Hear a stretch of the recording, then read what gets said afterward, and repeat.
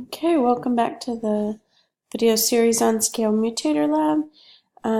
In this video, I'm going to do the mix with note, just talk about that lab or that method briefly.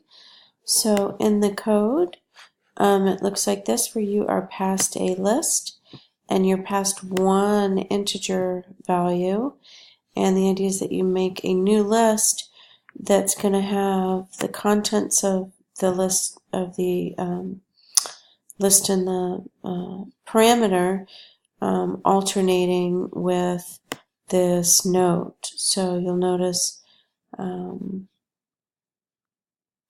now I will say this picture does not match these words, and so I'll allow you to do it either way. So these words say that you should take the 2 first and then a 1, and then the 4 and a 1, and a 6 and a 1, and an 8 and a 1.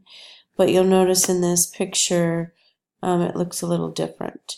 So again, these words, if you follow them, you get more like this. So I will accept either one, but again, you're going to make a new array, and you're going to fill it, and then you're going to return the new array, not this one that was passed, some other new one that you make. And you can tell that it's going to be twice the size of this one,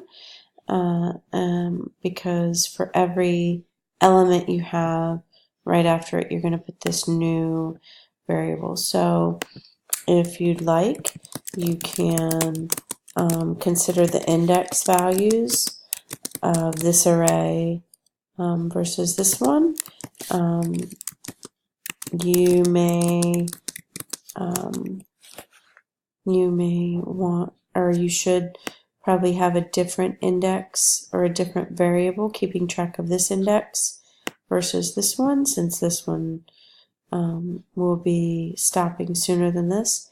And then this is not an array. This note is just a primitive variable, and so you can just use that one to load into whichever box on the new array.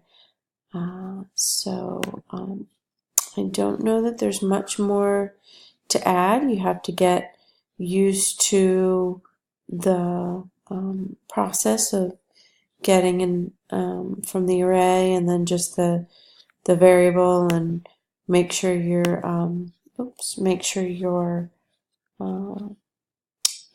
variables are incrementing properly and that you're loading the new array properly. You could use the debugger, and then when you run this one, so this is the mix with note. So if I do C and note, you don't have to pick the note, it gets picked for you. So when I pick 7, it mixes with the root. So the root is the note. So in this case, that was C. So you can see the C here. So this is one where the root went first, and then this is the first array value from up here.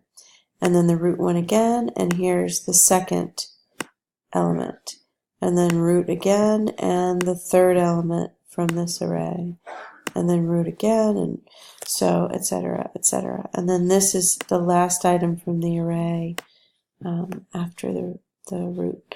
So I could do this again. The root would be C again. It would just give me, it would give me even more C's.